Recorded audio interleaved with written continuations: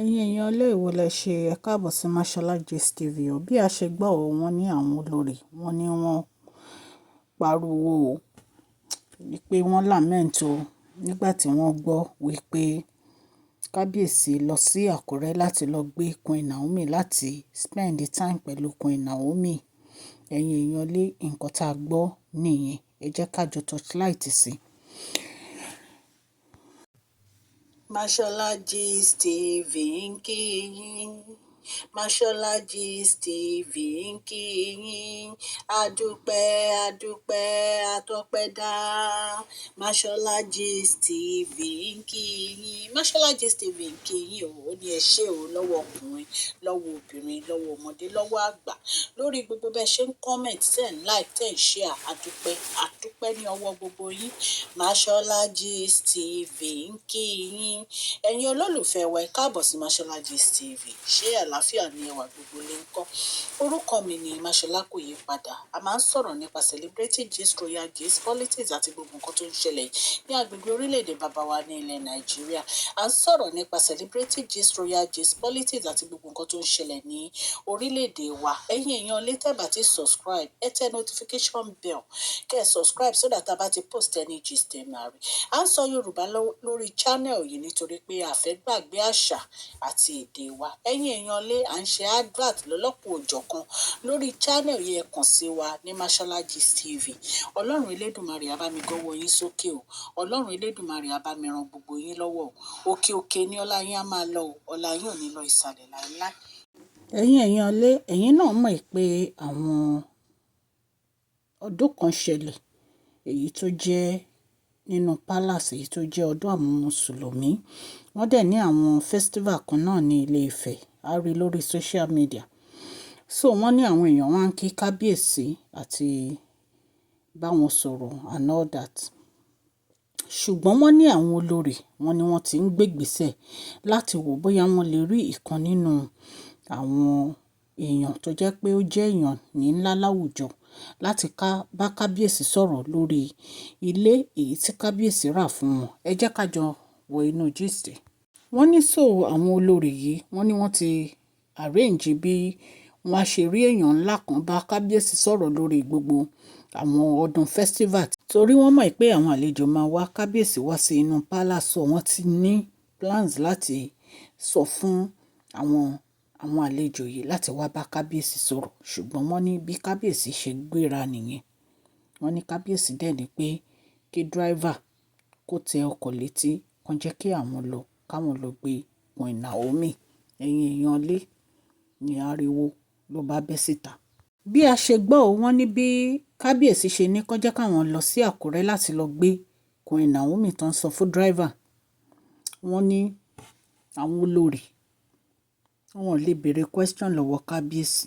Wọ́n ní kò pọ́n olórí kankan lé láti béèrè question lọ́wọ́ Kabiyesi ń bọ̀ náà lọ àti kí ló dé tó fi ń lọ. Wọ́n ní wọn lè sọ bí a ṣe gbọ́ nìyẹn o. Ẹ̀yin èèyàn lé, ẹ̀yin èèyàn, wọ́n ní pé táwọn olórí bá rí Kabiyesi, wọ́n máa ń bọ̀wọ̀ fún Kabiyesi ni wọ́n máa ń kúnlẹ̀. Àṣà ni àti ìṣe. Ìtorí ẹ̀ la fi ń mú gbogbo àwọn irú ọ̀rọ̀ àṣà àti ìṣe wá ní orí channel wa.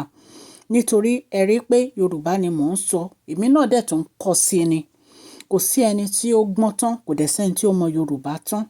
So àṣà àti ìṣe òun ni ọ̀rọ̀ tá à ń sọ lórí channel yìí. Ẹ̀yin èèyàn lé, wọ́n ní àwọn olórí, wọ́n máa ń kúnlẹ̀ ni. Wọ́n máa ń wólẹ̀ tó bá ti rí Kabiyesi. Ẹ̀yin èèyàn lé, wọ́n ní so wọ́n ní wọn lè béèrè lọ́wọ́ Kabiyesi pé níbo ni Kabiyesi ń lọ.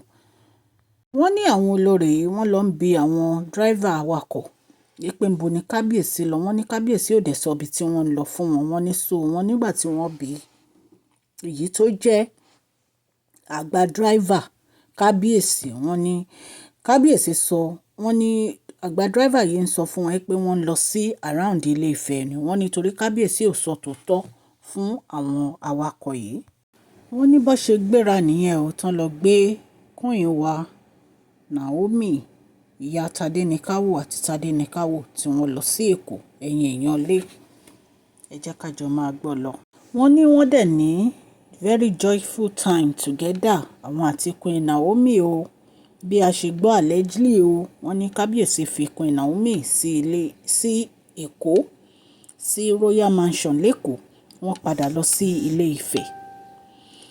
Wọ́n ní bí a ṣe gbọ́ o nígbà tí Kábíyèsí dé inú palace. Bí a ṣe gbọ́ o, wọ́n ní kó tó di pé Kábíyèsí padà sí palace, wọ́n ní àǹtí wa wọ́n ló ti rán driver ẹ̀ o wípé kó lọ wọ bóyá Kábíyèsí bóyá ó lọ sí Àkúrẹ́ ni. Ẹ̀yin èèyàn lé ẹ̀rí pé èyí tó lágbára.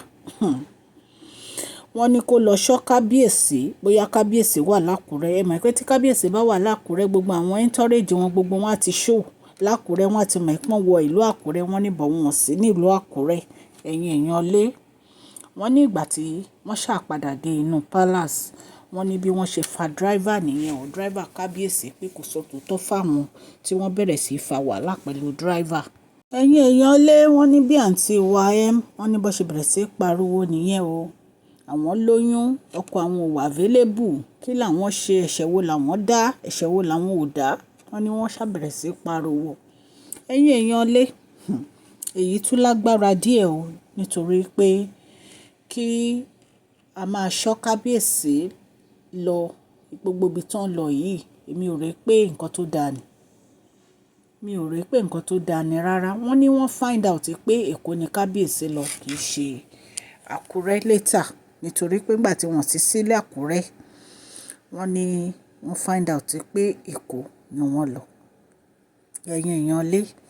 Ṣùgbọ́n nǹkan tí ò yé mi ní ọ̀rọ̀ yìí ni pé ṣé Kábíyèsí ò lè bá ìyàwó wọn jáde mọ́, tí wọ́n fi máa gbé mọ́tò wípé kí Kábíyèsí lọ máa ṣọ́, kí wọ́n lọ máa ṣọ́ Kábíyèsí lákúrẹ́.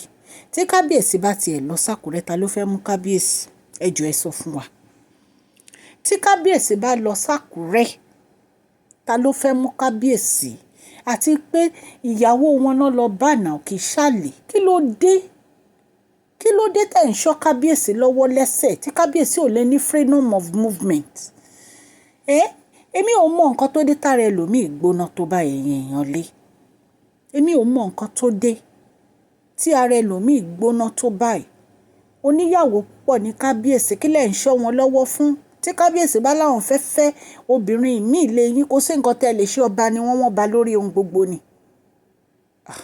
Èyí tún lágbára o.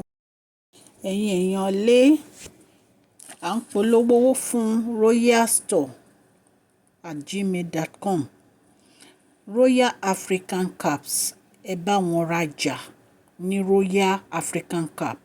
Email address wọn ni royalstore@gmail.com. royalstoregoods@gmail.com. ẹ bá wọn rajà. Wọ́n ń ta fìlà oríṣiríṣi ni wọ́n ń ta. Ìtẹ́ lè dé sí native, ìtẹ́ lè dé sí English. Wọ́n fi òfì ṣe àwọn fìlà yìí, àwọn míì material. Ẹ kàn sí wọn ní royalstoregoods@gmail.com. Ọlọ́run Elédùmarè á ràn gbogbo etí tó ń gbọ́ mi lọ́wọ́ o. Bẹ́ẹ̀ náà dẹ̀ ni à ń polówó fún collection center store@gmail.com. Wọ́n ń ta bàtà Italian shoe and bag. Wọ́n ń ta bàtà ọkùnrin láti size 8 títí dé 14. Wọ́n ń ta 18 karat gold. Wọ́n ń ta 14 karat gold.